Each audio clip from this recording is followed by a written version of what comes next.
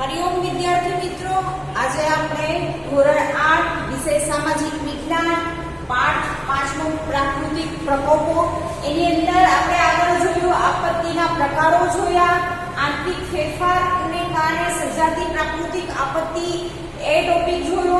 આંતરિક ફેરફારને કારણે સર્જાતી પ્રાકૃતિક આપત્તિમાં ભૂકંપ, જ્વાળામુખી, સુનામી આ બધી જ વસ્તુઓ આપણે આગળના વિડિયોની અંદર જોયું। પછી બાહ્ય ફેરફાર, બરાબર, આગળનો પોઈન્ટ હતો બાહ્ય ફેરફારના કારણે જે પ્રાકૃતિક પ્રકોપો સર્જાય છે એની અંદર આપણે બાહ્ય ફેરફારને કારણે પ્રાકૃતિક જે પ્રકોપો સર્જાય છે એના વિશેની પણ પહેલો પોઈન્ટ આપણે ચર્ચા આગળના વિડિયોની અંદર કરી ગયા છીએ, બરાબર। તો આગળ તમે જોયું આંતરિક ફેરફારની અંદર 3 પોઈન્ટ મહત્વના છે, ભૂકંપ, જ્વાળામુખી અને સુનામી, બરાબર। આ 3 વસ્તુ એવી છે કે કુદરતી છે જેનો સામનો આપણે એમ કહેવાય કે કરવો હોય તો બહુ એમ કહેવાય કે અઘરો પડી જાય છે। શું કામ કે એ વસ્તુ કુદરતી છે, એ ક્યારે થવાની છે એનો આપણે સમય ખબર નથી, બરાબર। એટલે કુદરતી જે રીતે સર્જાય છે પ્રાકૃતિક પ્રકોપો એને આપણે અગાઉથી જાણી શકતા નથી, પણ એને એ વસ્તુ થાય પછી એનો સામનો કરવાની આપણે પૂરતી કોશિશ કરીએ છીએ। સુનામી આવે ત્યારે, જ્વાળામુખી થાય ત્યારે ને ભૂકંપ જેવી પરિસ્થિતિ થાય એ થયા પછી આપણો વિસ્તારની અંદર થયું હોય ત્યાં પૂરતા પ્રમાણમાં રાહત સામગ્રી ઉપરાંત બચાવ કાર્ય એનાથી વધારે પણ ઘણી મદદરૂપ થાય એ રીતના બધા જ પ્રયત્નો આપણે કરીએ છીએ। હવે આજે આપણે બાહ્ય એટલે કે બહાર આપણા કારણે થતી, બરાબર, આપણા જે એમ કહેવાય કે રોજિંદા જીવનની અંદર આપણે કોઈક રીતે કુદરતી વસ્તુઓને નુકસાન કરીએ છીએ, એ નુકસાનના કારણે જે પરિસ્થિતિઓ ઉત્પન્ન થાય છે એના વિશેની વાત કરીશું। અને એમાં આપણે પોઈન્ટ આવ્યા હતા દુષ્કાળ અને અનાવૃષ્ટિ। હવે દુષ્કાળ અને અનાવૃષ્ટિ, દુષ્કાળ એટલે કે બહુ ઓછો વરસાદ પડવો, બરાબર, નહિવત વરસાદ પડ્યો હોય એને આપણે દુષ્કાળ અને અનાવૃષ્ટિ કહીએ છીએ, બરાબર। એકદમ એમ કહેવાય કે વરસાદ પડ્યો ના હોય, વરસાદ ના પડે એટલે કેવી પરિસ્થિતિ થાય છે કે ખાવા પીવાથી માંડીને બધી જ જરૂરિયાતો આપણી જે છે એની શોર્ટેજ ઊભી થાય છે, બરાબર। તમે જમીનો જુઓ તો બંજર થઈ જાય છે, ચારે બાજુ તમે નજર નાખો તો પ્રાણીઓ, પક્ષીઓ, મનુષ્યો આપણે ભૂખા ટરવરતા જોવા મળે છે। અગાઉના આપણા ઘણા સમય પહેલાની વાત કરીએ તો એ સમયની અંદર ભાઈ દુષ્કાળ પડેલો, એ કાળનો એવો દુષ્કાળ હતો કે એ સમયે લોકોને ખાવા પીવાની વસ્તુ પણ નહોતી મળતી, એટલે દુષ્કાળ જેવી પરિસ્થિતિ પણ થઈ શકે છે, બરાબર। અત્યાર સુધીના છેલ્લા તમે વર્ષો જુઓ તો એ વર્ષોના 30 કે 35 વર્ષ જુઓ તો એ 35 વર્ષમાં ક્યારેય દુષ્કાળ નથી પડ્યો, પણ 35 વર્ષ અગાઉ તમે જુઓ તો એ સમયે દુષ્કાળ જેવી પરિસ્થિતિ બનતી હતી, પણ છેલ્લા 35 વર્ષમાં આપણે દુષ્કાળ કોઈ જગ્યાએ થયો હોય એવું બહુ ઓછું જોવા મળેલું છે।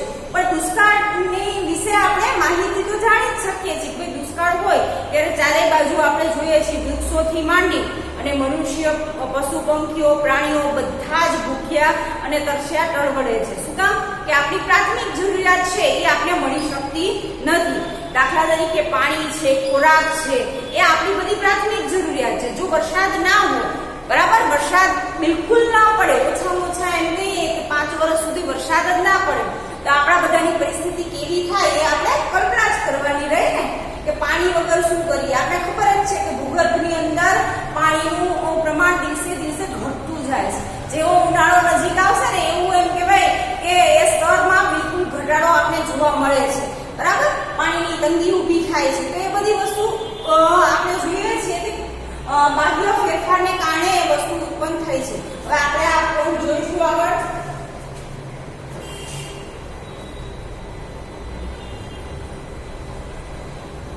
અનાવૃષ્ટિ, ખોરાક પાણીની અછત અને જમીનમાં પાણી સુકાઈ જવાની પ્રક્રિયાને અનાવૃષ્ટિ કે દુષ્કાળ કહે છે।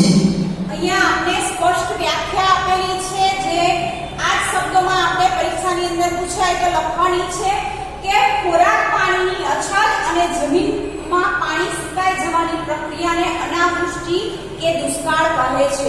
આ દુષ્કાળ અને અનાવૃષ્ટિ એકબીજાના આપણે પર્યાય કહી શકીએ, બરાબર। ઘસી અને ફાટી ગઈ છે એ દેખાય છે. આપણે આ સાઈડ ચિત્ર આપણે કેવું દેખાય છે, લોકો પાણી અને ખોરાક વગર ટળવળતા આપણે જોવા મળે છે. નાના બાળકોથી માંડીને મોટી ઉંમરની વ્યક્તિ પણ આપણે જોવા મળે છે. તો એ કોની અછત છે? ભાઈ ખોરાકની અછત જોવા મળે છે અને જમીનમાં પાણી સુકાઈ જાય છે. આ બે વસ્તુ થાય ત્યારે આપણે એને અનાવૃષ્ટિ અથવા તો ભાઈ દુષ્કાળ કહીએ છીએ. આગળ જોઈએ. વરસાદ સતત 2-3 વર્ષ સુધી ના આવે અથવા ઓછો આવે ત્યારે દુષ્કાળની પરિસ્થિતિ સર્જાય છે.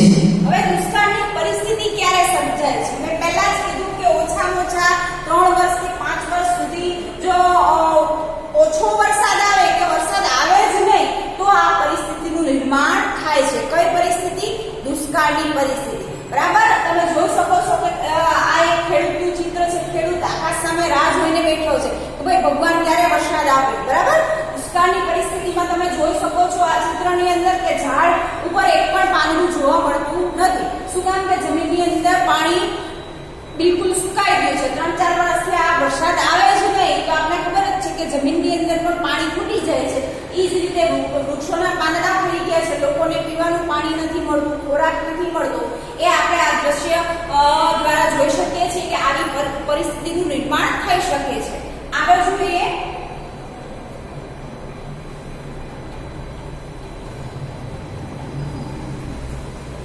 બને એટલા વૃક્ષો વાવવામાં આવે અને વાતાવરણને પ્રદૂષિત થતું અટકાવવામાં આવે તો દુષ્કાળનો સામનો ઓછો કરવો પડે. હવે અહીંયા આપણે કોઈ દુષ્કાળ ન થાય એના માટેનું એમ કહેવાય કે એક વસ્તુ શોધી આપી છે. આપણે બધાને ખબર છે કે વૃક્ષોનું વાવેતર જેટલું કરીશું એટલું વાતાવરણ પ્રદૂષિત થતું અટકશે. પછી એ ઉપરાંત એમ કહેવાય કે દુષ્કાળની જેવી સમસ્યાઓ આપણી સામે નહીં આવી શકે. હવે સૌથી મોટી સમસ્યા આપણે પ્રદૂષણની છે.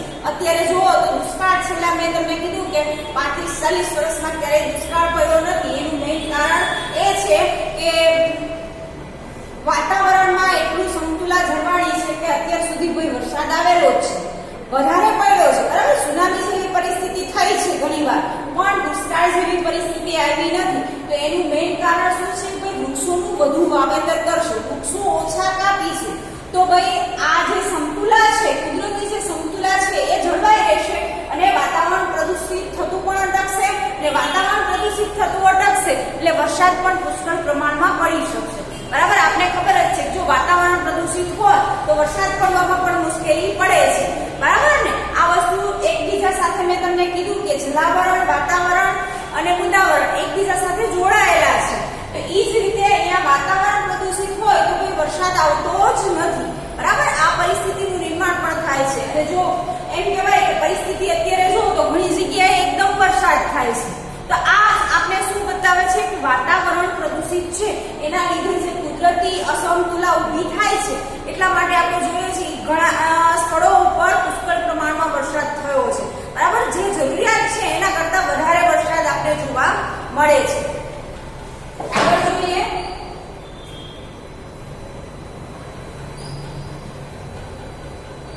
દુષ્કાળ વખતે પાણીના સંગ્રહની વિવિધ રીતો જાણી તેનો અમલ કરવો જોઈએ. પાણીનો બગાડ ન કરવો. આપણે વૃક્ષારોપણ કરવું જોઈએ તેમજ બીજા લોકો જોડે પણ કરાવવું જોઈએ. હવે અહીંયા આપણે કીધું છે કે દુષ્કાળ જેવી પરિસ્થિતિ ના આવે એટલા માટે શું કરશો? પહેલું તો વૃક્ષો વાવો અને બીજા પાસે પણ બીજાને પણ આપણે ગાઈડન્સ આપવાનું છે, માર્ગદર્શન આપવાનું છે કે ભાઈ તમે પણ વૃક્ષો વાવશો તો વૃક્ષો વાવવાથી આપણે ઘણા બધા ફાયદા થશે. આપણે આસપાસનું વાતાવરણ સાફ સુથરું રહેશે તો એની સાથે સાથે ભાઈ આપણે વરસાદ લાવવામાં પણ આપણે ખબર છે કે ભાઈ વૃક્ષો એટલા જ મદદરૂપ થઈ શકે છે. એ ઉપરાંત આપણે જોઈએ છીએ પશુ પંખીઓને રહેણાંક માટેનું કોઈ સ્થળ હોય તો એ વૃક્ષો છે એ પણ વસ્તુ થઈ શકશે. એ ઉપરાંત બીજા પણ ઘણા ફાયદા છે એ વસ્તુ આપણે સમજાવવી જોઈએ, લોકોમાં જાગૃતિ લાવવી જોઈએ. એ ઉપરાંત તમે જોવો છો ઘરની અંદર કોઈ પાણીનો વધારે બગાડ કરતું હોય તો આપણે એ વસ્તુ પણ સમજાવવી જોઈએ કે ભાઈ પાણી આપણે જરૂરિયાત પૂરતું જ વાપરવું જોઈએ, નળ ખુલ્લો ને ખુલ્લો રાખવો જોઈએ નહીં. બરાબર, એ ઉપરાંત આપણે જોઈએ છીએ આપણી જે જરૂરિયાત છે એટલું જ ઉપયોગ કરવું જોઈએ. આપણે જોઈએ છીએ સાફ પાણી દિવસે દિવસે ઘટતું જાય છે. બરાબર, એનું મેઇન રીઝન શું છે? ભાઈ આપણે બિનજરૂરી ઉપયોગ કરીશું તો એ વસ્તુ ખૂટવાની જ છે. આપણે આપણી જરૂરિયાત પૂરતી વસ્તુઓનો ઉપયોગ કરવો જોઈએ. આગળ જોઈએ. દુષ્કાળ પડે ત્યારે વૃક્ષો કાપવા ન જોઈએ, કારણ કે એ વૃક્ષો જ વરસાદ લાવવામાં ઉપયોગી બને છે. હવે દુષ્કાળ પડ્યો હોય એ સમયે આપણે જો વૃક્ષો વધારે કાપીએ તો શું થાય કે વરસાદ આવે જ નહીં. બરાબર, વૃક્ષો છે એ વરસાદ લાવવામાં આપણે સૌથી કોઈ મદદરૂપ થતું હોય તો એ વૃક્ષો છે. જો તમે વૃક્ષો જ કાપી નાખશો તો ભાઈ વરસાદ આવશે નહીં અને દુષ્કાળની પરિસ્થિતિ છે એ લંબાશે. બરાબર, સિમ્પલ વસ્તુ છે એ આપણે ખ્યાલ જ છે. વરસાદનું પાણી નકામું વહી જતું અટકાવવું જોઈએ. વળી અનાજ તથા ઘાસચારાનો બગાડ ન કરવો જોઈએ. હવે વરસાદના સમયે અત્યારે આપણે જોઈએ છીએ કે ભાઈ ચોમાસાની જ ઋતુ ચાલે છે, તો ચોમાસાની અંદર વરસાદનું જે પાણી છે, કુદરતી મીઠું પાણી છે, બરાબર, આપણે જોઈએ છીએ આપણા ઘરના ધાબા ઉપરથી નીચે વહ્યું જાય છે, તો એ પાણીને આપણે ભાઈ સંગ્રહ કરી શકીએ છીએ. આપણા ધાબાનું જે પાણી છે ત્યાંથી પાઇપ લગાવી અને આપણા ઘરની અંદર એમ કહેવાય કે ભૂગર્ભ બોર હોય તો એ બોરની અંદર આપણે ભાઈ સંગ્રહ કરી શકીએ છીએ. શું કામ કે આપણું જે બોર છે જો એની અંદર તમે વરસાદનું બધું જ પાણી ઉતારશો તો એ લાંબા સમય સુધી ભાઈ એમ કહેવાય કે જમીનની અંદર ભાઈ પાણીનું જે સ્તર ઘટી ગયું છે એ સ્તર આપણે ઉપર લાવવામાં મદદરૂપ થઈ શકશું. એવું જો ઘરે ઘરે એમ કહેવાય કે કરવામાં આવે તો જે પાણીની અછત ઊભી થાય છે એ અછત ઊભી થાય નહીં. ઉનાળાના સમયની અંદર પણ આપણે ભૂગર્ભમાંથી પાણી મેળવી શકીશું. બરાબર, એ ઉપરાંત તમે જુઓ છો કે આપણું વરસાદનું પાણી વહ્યું જાય છે તો એને રોકવા માટેના પણ આપણે પ્રયાસો કરવા જોઈએ કે જે ભૂગર્ભની અંદર ઉતરે. આપણે જોઈએ છીએ પાકા રસ્તા આપણે બહુ ગમે છે. શું કામ કે આપણે વાહનોની અવરજવરમાં તકલીફ ના પડે, પણ એ પાકા રસ્તા થઈ જવાના કારણે આપણે જોઈએ છીએ જમીનની અંદર પાણી ઉતરવું જોઈએ એવું ઉતરતું નથી. જમીનને પણ પાણી એમ કહેવાય કે છેક સુધી પહોંચે એ વસ્તુ પણ જરૂરી છે. જ્યાં એમ કહેવાય કે કાચા રસ્તા હશે ત્યાં આસાનીથી આપણે જોઈએ છીએ પાણી જમીનની અંદર ઉતરી જાય છે, પણ જ્યાં સિમેન્ટ અને ડામરના રસ્તા હશે ત્યાં શું થાય છે, પાણીનો ભરાવો થાય છે. આપણે જોઈએ છીએ આપણી સોસાયટીને આપણા આજુબાજુના વિસ્તારની અંદર જેવો ધોધમાર વરસાદ પડે એ જ રીતે એમ કહેવાય કે જળબંબાકાર જેવી સ્થિતિ સર્જાય છે. એનું મેઇન કારણ શું છે કે પાકા રસ્તા. જો કાચા રસ્તા હોત તો જમીન સૂકી હોય એટલે આપણે ખબર જ છે કે તરત જ જમીન શોષી લે છે, પણ આપણે આપણી સગવડતા માટે ભાઈ પાકા રસ્તા બનાવી દીધા છે એટલે પાણીની અંદર પણ એમ કહીએ પાણી છે એ જમીનની અંદર શોષાતું નથી. જે જગ્યાએ એ પણ જગ્યા શોધે છે ભાઈ હું જાઉં ક્યાં. બરાબર, આપણે જોઈએ છીએ પછી ધીમે ધીમે જેવો વરસાદ રહી જાય છે એ રીતે જમીનની અંદર ઉતરી જાય છે. બીજો પોઈન્ટ આપણે આપેલો છે વળી અનાજ તથા ઘાસચારો છે એનો બગાડ થતો અટકાવવો જોઈએ. આપણે જોઈએ છીએ જે જગ્યાએ અનાજ જેમની પાસે એમ કહેવાય કે પુષ્કળ પ્રમાણમાં હોય એ બેફામ વાપરતા હોય તો એ વસ્તુ પણ ના કરવી જોઈએ. અનાજ છે, શાકભાજી છે, એ બધી જ વસ્તુઓ બને ત્યાં સુધી જરૂરિયાતમંદોને આપણે આપવી જોઈએ. એ ઉપરાંત આપણી જરૂરિયાત છે એટલી જ આપણે વાપરવી જોઈએ. ઘાસચારાની અંદર પણ એવું જ છે ભાઈ આપણે ગાય ભેંસ હોય તો ગાય ભેંસને પૂરતા પ્રમાણમાં 2 ટાઈમ આપી શકીએ એટલું જ ઉપયોગ કરવો જોઈએ. ઘાસચારાનો વધારે ઉપયોગ એમ કહેવાય કે ગમે ત્યાં આપણે ઢગલો કરી દઈએ અને એ ગાય ભેંસને આપને ખબર જ છે કે ભાઈ પ્રાણીઓને ખ્યાલ નથી હોતો એવું એની આજુબાજુ ખુલ્લું છું કે આ ખાવાની વસ્તુ ખરાબ થાય છે તો આપણે પ્રોપરલી ગાય ભેંસ સારી રીતે ખાઈ શકે, પ્રાણીઓ પોતાનો ખોરાક એ રીતે વ્યવસ્થા ગોઠવવી જોઈએ જેના કારણે આપણે ખોરાકનો બચાવ કરી શકીએ છીએ. આગળ જોઈએ.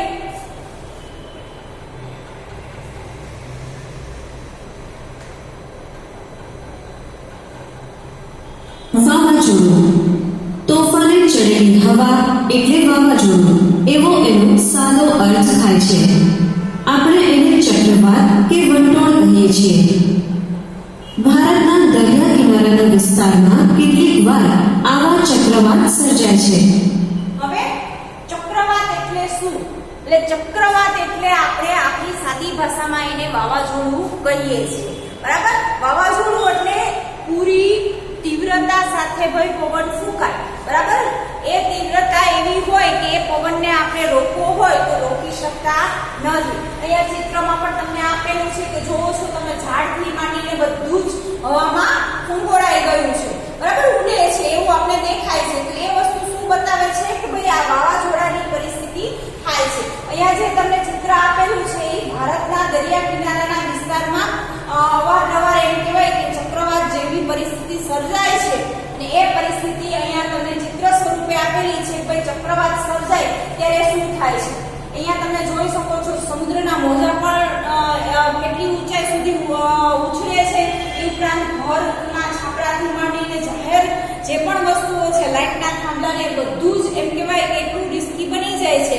ભાઈ આપણે ખબર જ છે, ભલે આપણે જમીનની અંદર ઊંડે સુધી કરેલું હશે તો પણ આપણે બીક લાગે છે, બરાબર. વૃક્ષો પણ આપણે જોઈએ છીએ જમીનની અંદર ઊંડે સુધી એના મૂળ હોય છે, પણ વાવાઝોડા જેવી પરિસ્થિતિ આવે ત્યારે એમ કહેવાય કે વર્ષો જૂનું હોય તો એ પણ ઢળી પડે છે.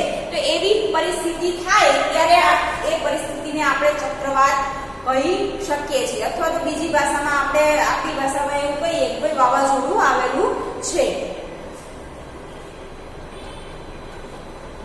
જેના કારણે ત્યાંના નજીકના વિસ્તારમાં હલનચલન થતું રહે. આ હલનચલન વેગ પકડે ત્યારે હવા તોફાની બને છે. હવે તમે જુઓ, જેના કારણે ત્યાંના નજીકના વિસ્તારમાં હલનચલન થતું જોવા મળે છે. હલનચલન એટલે કે આજુબાજુનો વિસ્તારની અંદર ભારે એમ કહેવાય કે તોફાન થયેલું આપણે જોવા મળે છે. ને એ હલનચલનને વેગ પકડે ત્યારે એમ કહેવાય કે હવા એકદમ તોફાની બનેલી આપણે દેખાય છે. અને જેને એમ કહેવાય કે આપણે રોકવા સક્ષમ ઘણીવાર હોતા નથી. શું કામ કે આ કુદરતી વસ્તુ છે. હવાને આપણે રોકી શકતા નથી. વરસાદને આપણે રોકી શકીએ છીએ, ઠંડીને રોકી શકીએ છીએ, ગરમીને રોકી શકીએ છીએ, નથી રોકી શકતા.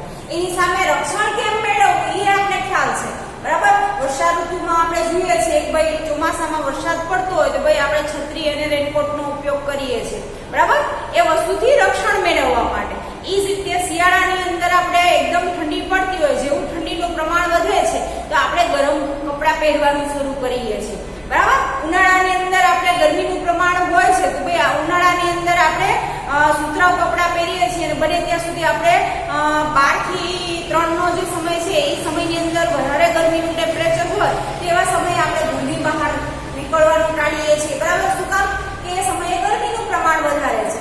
તો એની સામે આપણે રક્ષણ મેળવવાના ઘણા બધા પ્રયત્નો કરીએ છીએ, પણ એ વસ્તુને આપણે રોકી શકતા નથી.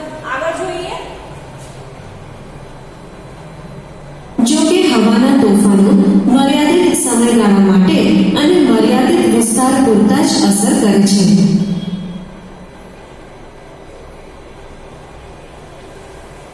વાવાઝોડું આવે ત્યારે નબળા મકાનો, પુલો, બિલ્ડિંગોથી દૂર રહેવું જોઈએ.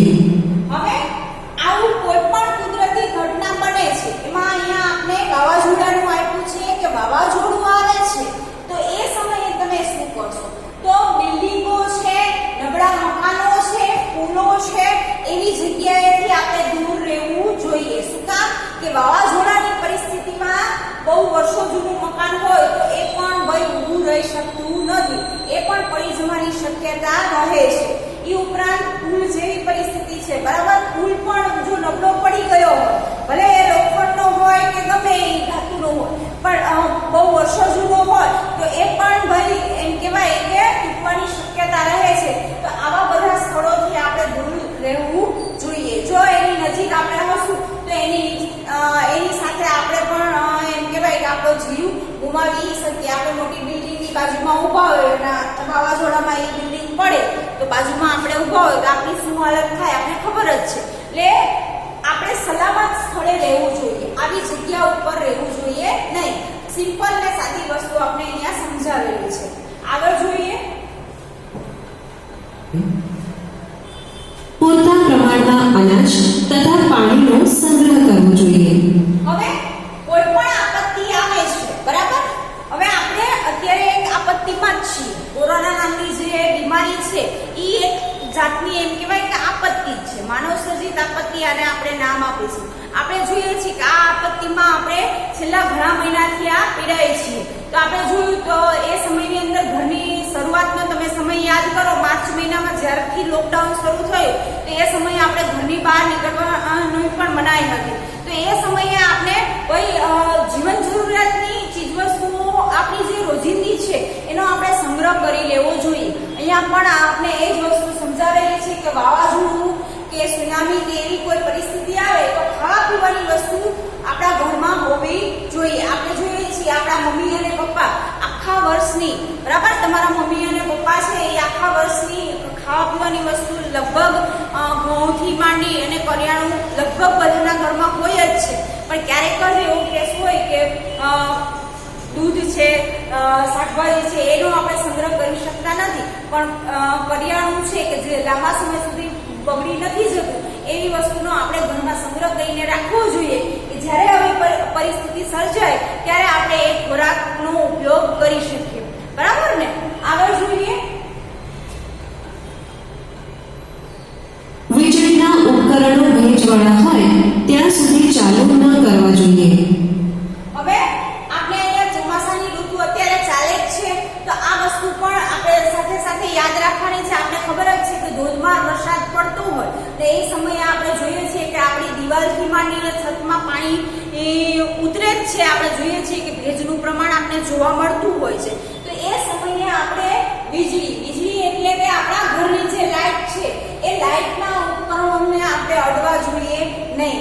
શું કામ? કે એમાં પાણી જો ભૂલે ચૂકે ગયું હશે તો આપણે શોર્ટ લાગવાની પૂરી શક્યતા રહેલી આપણે જોવા મળે છે. તો આપણે એ સમયે વરસાદ પડતો હોય, ચારે બાજુ એમ કહેવાય કે ઓછામાં ઓછું 2-3 દિવસ કન્ટિન્યુ વરસાદ પડ્યો હોય તો ભાઈ આપણે આપણા ઘરની લાઈટ ને બધું બંધ રાખીશું અને બને ત્યાં સુધી, જ્યાં સુધી આપણે દિવાલો એકદમ ચોખ્ખી ક્લીન દેખાય નહીં, ભાઈ પાણી નથી એવું, ત્યાં સુધી ભાઈ એ વસ્તુને આપણે ટચ કરીશું નહીં. બરાબર? આગળ જોઈએ. રેડિયો ટેલિવિઝનમાં આવતા હવામાન અંગેના સમાચાર સાંભળી તેમાં અપાયેલ સૂચનાનો અમલ કરવો જોઈએ. હવે આપણે જોઈએ છીએ કે પહેલાના સમયની વાત છે કે જ્યારે એમ કહેવાય કે મોબાઈલ ફોન ની સુવિધા નહોતી, એ સમયે રેડિયો અને ટેલિવિઝન દ્વારા એમ કહેવાય કે સૂચનાઓ આપવામાં આવતી હતી કે તમે હવામાન ખાતાની દરરોજ સમાચાર જોતા હશે તમારા પપ્પા, તો છેલ્લે તમે જોવો છો હવામાનના પણ સમાચાર આવે છે. એ સમાચાર દ્વારા આપણે ખબર પડે છે કે ભાઈ આગલા દિવસો 2 દિવસમાં વરસાદ પડવાનો છે, ગરમી પડવાની છે કે ઠંડીનું પ્રમાણ વધવાનું છે. તો એ હવામાન ખાતાના જે સમાચાર છે એ સમાચાર પણ આપણે સાથે સાથે સાંભળતા રહેવું જોઈએ. આપણે જેમ અત્યારે જોઈએ છીએ કે ટીવીની અંદર આપણે દરરોજના ટીવી છે, ન્યૂઝપેપર છે, એ બધા જ માધ્યમો દ્વારા દરરોજના દરરોજ ન્યૂઝ આપને મળે છે કે કયા વિસ્તારમાં, કયા જિલ્લામાં આ બીમારીનું પ્રમાણ વધારે છે, કેટલા ટકા છે, કેટલા માણસો છે, એ બધી જ માહિતી આપને મળતી રહે છે. એ જ રીતે આવી કોઈ પરિસ્થિતિનું નિર્માણ થાય છે ત્યારે પણ ભાઈ એમ કહેવાય કે ટીવી અને રેડિયોના માધ્યમથી આપને કોઈ માહિતી મળતી રહે છે કે આ વિસ્તારની અંદર વાવાઝોડાથી કેટલું નુકસાન થયું છે, રાહત કામ થયું છે કે નહીં, એ બધી જ માહિતી આપણે ટીવી અને રેડિયોના માધ્યમથી મળતી રહે છે. તો એ માહિતીને આપણે ધ્યાનથી સાંભળવી જોઈએ અને એ પ્રમાણે આપણે અમલ કરવો જોઈએ. આગળ જોઈએ. વાવાઝોડું શનિ ગયાની સત્તાવાર જાહેરાત ન થાય ત્યાં સુધી સલામત સ્થળ ન છોડવું જોઈએ. ખુલ્લા મેદાનમાં કે અગાશી પર તેમજ ઝાડ કે થાંભલા નીચે ઊભા રહેવું ન જોઈએ. વળી રસ્તા પર ખુલ્લા પડેલા વીજળીના તારને અડકવું ન જોઈએ. આટલું ધ્યાન રાખીએ તો વાવાઝોડાની આપત્તિમાંથી સલામત રીતે કે ઓછામાં ઓછા નુકસાનમાંથી બહાર આવી શકાય.